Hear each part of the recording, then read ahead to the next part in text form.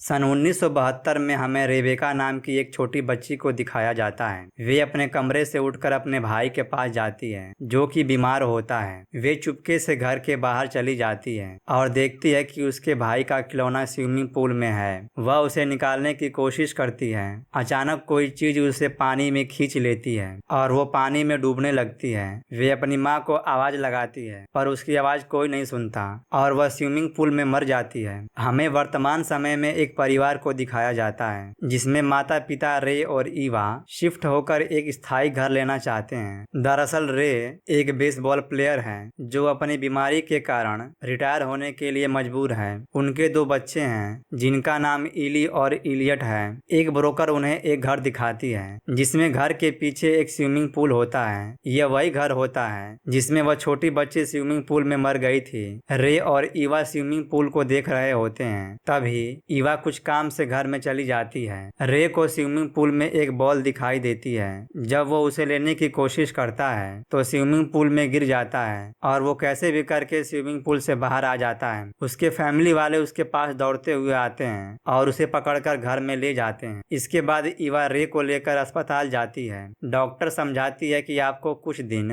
Wheel chair पर बैठना होगा और वाटर थेरेपी करनी होगी जिससे आपके हाथ पैर की नसें चलती रहें। इसके बाद रे ईवा से कहता है कि हमें स्विमिंग पूल वाला घर ले लेना चाहिए क्योंकि वहाँ बच्चों के खेलने के लिए स्पेस भी है और मेरे वाटर थेरेपी के लिए भी बेस्ट है। इसके बाद वे उस घर को ले लेते हैं और घर की मेंटेनेंस करना शुरू कर देते हैं। दोनों बच्चों का एडमिशन कर दिया जाता है। स्कूल के पहले दिन इजी को एक लड़का उसे स्विमिंग पूल पार्टी में शामिल होने के लिए बुलाता है। वे उस लड़के को देखकर पसंद करने लगती है। इसके बाद हम देखते हैं कि वे सभी स्विमिंग पूल के पानी को सुखाकर साफ सफाई कर रहे होते हैं। रे स्विमिंग पूल के पाइप को साफ कर रहा होता है। अचानक उसका हाथ कट जाता है जिससे हाथ में ब्लीडिंग होने लगती है और अचानक पाइप से काला पानी निकलने लगता है। वे कहते हैं कि ये क्या हो रहा है। इसके बाद वे एक मैकेनिक को बुलाते हैं। वो कहता है कि आपको डरने की कोई बात नहीं है। स्विमिंग पूल का पाइप कचड़े से जाम हो गया है इसीलिए पाइप से खराब पानी आ रहा है। स्विमिंग पूल का कनेक्शन जमीन के अंदर एक नेचुरल झील से है ताकि आपके शरीर को फ्रेश और नेचुरल पानी मिल सके। मैकेनिक कहता है कि हम जल्द ही इसके पाइप को साफ करके इसे बिल्कुल ठीक कर देंगे और वहां से चला जाता है। जल्द ही स्विमिंग पूल ठीक हो जाता है और वे सभी मिलकर पूल में नहाते हुए काफी एंजॉय करते हैं। रात के समय ईवा अकेले ही स्विमिंग पूल में तैर रही होती है। तभी उसे रे दिखाई देता है। ईवा डर जाती है और कहती है कि तुमने तो मुझे डरा ही दिया, पर रे वहाँ नहीं होता। ईवा चारों तरफ देखती है। अचानक लाइट टिमटिमाने लगती है। ईवा डरते हुए स्विमिंग पूल से बाहर निकल जाती है और बच्चों के कमरे में जाकर उन्हें देखते हुए अपने बेडरूम में आ जाती है। रे टीवी देखते देखते सो गया होता है। ईवा टीवी को बंद कर देती है। तभी रे जाग जाता है और पूछता है कि तुम नहाने गई थी क्या? ईवा कहती है कि हाँ, क्या तुम कुछ समय पहले स्विमिंग पूल के पास गए थे? रे कहता है कि मैं टीवी देखते देखते सो गया था। ईवा को कुछ डाउट होता है और कहती है कि हमें स्विमिंग पूल को ढकने के लिए प्लास्टिक लाना चाहिए और उसकी लाइट को भी ठीक कराना चाहिए। रे कहता है कि ठीक है। फिर हम उसके पालतू बिल्ली को देखते हैं जो स्विमिंग पूल के पास बैठी होती है। जब सुबह होती है वे सभी देखते हैं कि बिल्ली गायब है और उसके गले का पट्टा पानी में तैर रहा है। वे सभी उसे चारों तरफ ढूंढते हैं। रे देखता है कि कुछ दिन पहले जो उसके हाथ में चोट आई थी वह बिल्कुल ठीक हो गई है। इसके बाद वे पूल को ढकने के लिए एक लंबी सी चार्ट को फैलाते हैं ताकि वे बिल्कुल सेफ रहें। रात में अचानक ईवा उठती है तो देखती है कि रे स्विमिंग पूल में नहा रहा है। अगली सुबह वे दोनों डॉक्टर के पास जाते हैं। वहाँ उसके बॉडी की जांच होती है। डॉक्टर रिपोर्ट को देखकर चौंक जाती है और कहती है कि मैंने इतने कम समय में इम्प्रूवमेंट कभी नहीं देखा। रे कहता है कि मैं वाटर थेरेपी कर रहा हूँ, वो भी दिन में 2 बार। इसके बाद हम देखते हैं कि इलियट अकेले ही स्विमिंग पूल में नहाने के लिए जाता है। जब वह पानी के नीचे होता है तो कोई सिक्कों को पानी में फेंकता है। जब इलियट ऊपर आता है तो देखता है कि ऊपर कोई नहीं है। वह सिक्कों को लेने के लिए पानी में जाता है तो उसे पानी के बाहर एक लड़की दिखाई देती है। वह सिक्कों को लेकर ऊपर आ जाता है और कहता है कि मुझे पता है तुम सिक्कों को फेंक रही हो, मजाक करना बंद करो इजी और सामने आ जाओ। फिर उसे स्विमिंग पूल के ऊपरी हॉल में आवाज सुनाई देती है। इलियट पूछता है कि तुम्हारा क्या नाम है? वह अपना नाम रेबेका बताती है। वो कहती है कि मुझे अपनी माँ के पास जाना है। इलियट देखता है कि उसका खिलौना हॉल में फंसा है। वो उसे निकालने की कोशिश करता है। तभी एक हाथ उसे पकड़ लेता है। वह डर जाता जाता है और अपना हाथ छुड़ाकर वहाँ से भाग जाता है और अपनी माँ को जाकर बताता है। उसकी माँ कहती है कि यहाँ तो कोई नहीं है। इलियट कहता है कि उसका नाम रेबेका है, वो अपनी माँ को ढूंढ रही है। इसके बाद ईवा रे को सारी बात बताती है। रे कहता है कि कोई लड़का उसे परेशान कर रहा होगा, तुम्हें याद है ना, बचपन में वह छिपकली से डरता था, तुम चिंता मत करो। ईवा कहती है कि मैंने जाकर देखा पर वहाँ कोई नहीं था। रे कहता है कि वो छिप गया होगा, उसने अभी तक दोस्त नहीं बनाए हैं। मैं उसके प्रैक्टिस के लिए उसके साथ जा रहा हूँ, क्यों ना तुम भी मेरे साथ चलो और क्यों ना हम एक स्विमिंग पूल पार्टी करें जिससे उसके दोस्त भी बन जाएंगे। इसके बाद वे सभी नेट प्रैक्टिस के लिए ग्राउंड में जाते हैं, जहाँ वे इलियट को कॉन्फिडेंस देते हैं कि तुम अच्छा खेल रहे हो। रे का दोस्त कहता है कि तुम ट्राई करो। फिर रे खेलने की कोशिश करता है। एक दो बार तो वो अच्छे से खेल नहीं पाता,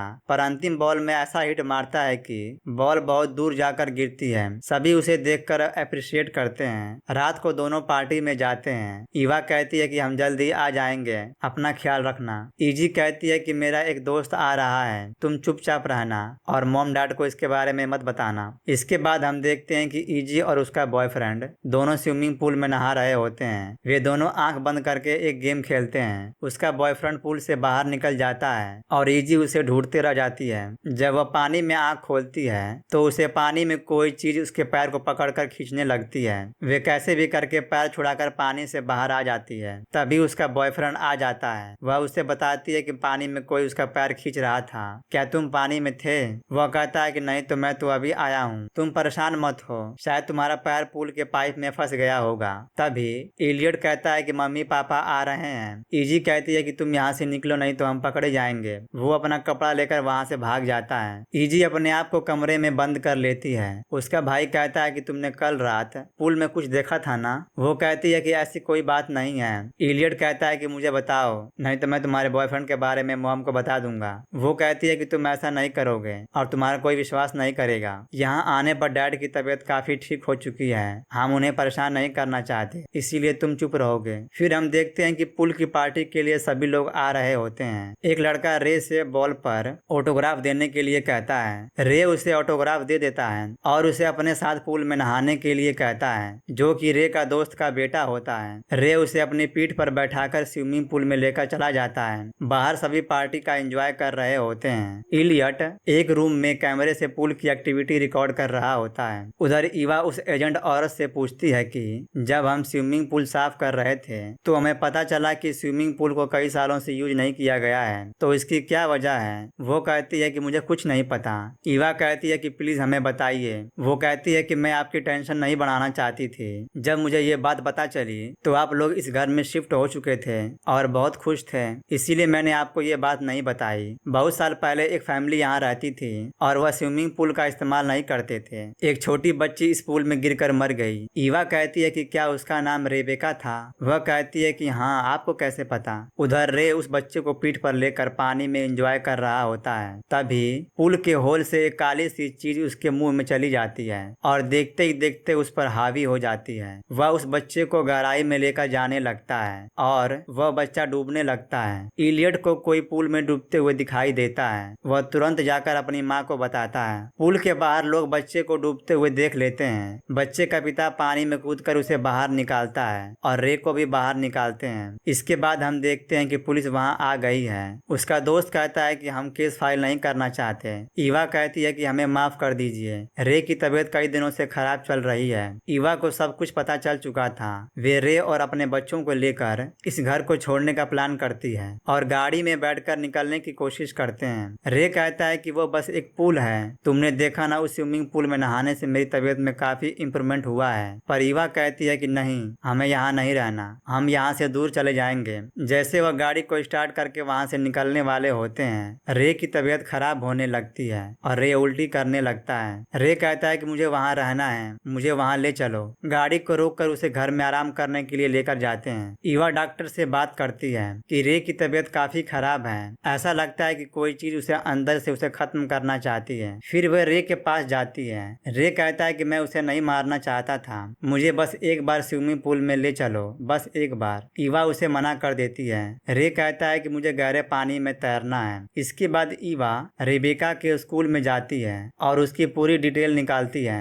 कि उसके माता पिता कौन थे और कहाँ रहते हैं। उसे पता चलता है कि यहाँ जितने भी लोग रहने आए थे वे सभी गायब हैं। इसके बाद वे पता लगाने के लिए रेबेका की मॉम लूसी के घर जाती है और कहती है कि मैंने आपको कई बार फोन लगाने की कोशिश की, हम आपके उस स्विमिंग पूल वाले घर में रहते हैं। लूसी कहती है कि अंदर आइए। ईवा कहती है कि मैं आपको परेशान नहीं करना चाहती थी, पर मेरी कुछ समस्या है जो आप ही सॉल्व कर सकती हैं। जब आप लोग वहाँ रहते थे तो आपका कैसा अनुभव रहा? लूसी कहती है कि मेरा एक बेटा है जो कि वॉशिंगटन में ब्रांड एम्बेसडर है और मैं यहाँ रहती हूँ। वह मुझसे मिलने कभी कभी आता है। ईवा कहती है कि क्या आपकी बेटी भी थी? वह कहती है कि नहीं, बस मेरा बेटा और मैं हूँ। ईवा कहती है कि जब से हम उस घर में रहने आए हैं मेरे पति की तबीयत में काफी इम्प्रूवमेंट हुआ है, जो कि उस स्विमिंग पूल से हुआ है। मेरे बच्चों ने और मैंने उस स्विमिंग पूल में कुछ देखा है। मुझे ऐसा लगता है कि उस पूल में किसी आत्मा का साया है। इतना कहते ही लूसी की तबीयत खराब होने लगती है। ईवा कहती है कि आपकी बेटी के साथ क्या हुआ था?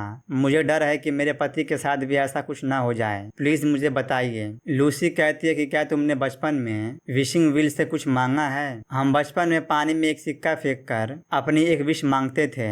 कभी कभी पानी में जादू होता है। जब हम पहले वहाँ रहा करते थे वहाँ ना घर था ना स्विमिंग पूल था, बस एक झील थी जो कि हमारी ख्वाहिशें पूरी करती थी। जब लोगों को इसकी ताकत के बारे में पता चला तो लोग इसकी पूजा करने लगे। पानी के जागते ही उसे एक जान चाहिए थी, तभी तो वो हमारी इच्छा पूरी करेगी। किसी को तो कीमत चुकानी पड़ेगी ताकि पानी उसकी इच्छा पूरी करे, जैसे मेरी पूरी की थी। मेरा बेटा बहुत बीमार था, मैंने अपनी बेटी का बलिदान देकर अपने बेटे को स्वस्थ कर लिया। अब देखो वो कितने ऊंचे पद पर है। तुम चिंता मत करो, तुम्हारे पति को वरदान मिला है इससे अच्छा काम करने के लिए। प्यार तो कुर्बानी मांगता है। ईवा कहती है कि इसे प्यार नहीं कहते जिसमें हमारा ही नुकसान हो। रेबेका डूबते हुए आपको ढूंढ रही थी और अब भी आपको ढूंढ रही है। आप हमारी सहायता कर सकती हैं, कोई तो तरीका होगा इसे रोकने का।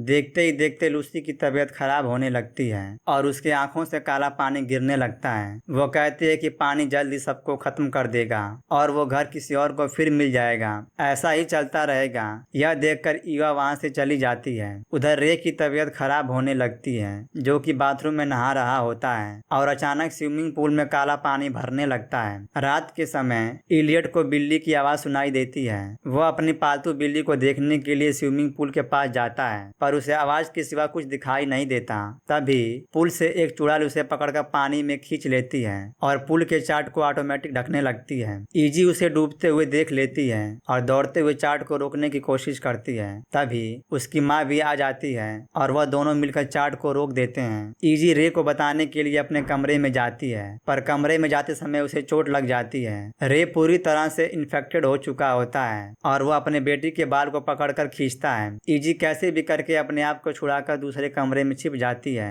उधर ईवा पुल के अंदर जाती है तो पानी में एक होल दिखाई देता है। वो ऊपर आकर पाइप को लोहे से बांध देती है और एक लाइट लेकर पुल में चली जाती है। ईवा तैरते हुए अंदर जाती है जहाँ उसे उसका बेटा दिखाई देता है। वह उसे पकड़कर ऊपर लाने वाली होती है, तभी वहाँ बहुत सारे मरे हुए प्रेत उसे पकड़कर रोकने की कोशिश करते हैं। ईवा उसे लेकर स्विमिंग पूल से बाहर आ जाती है। तभी रे वहाँ आ जाता है और ईवा का गला पकड़कर उसे उठा लेता है और कहता है कि पानी ने उसे चुना है, जब तक पुल है वो भी यहाँ मेरे साथ रहेगा। तभी पीछे से इजी आ जाती है और रे को डंडे से मार देती है। ईवा नीचे गिर जाती है। रे काले रंग की उल्टी करने लगता है। इसके बाद हम देखते हैं कि इलियट भी उठ जाता है, उसे भी काले रंग की उल्टी होने लगती है और स्विमिंग पूल भी काला होने लगता है। रे की तबीयत ठीक हो जाती है और उसके बेटे की तबीयत खराब होने लगती है। रे कहता है कि मुझे कीमत चुकानी होगी और स्विमिंग पूल में चला जाता है। इजी कहती है कि डैड आप कहाँ जा रहे हैं? रे कहता है कि अपना ख्याल रखना।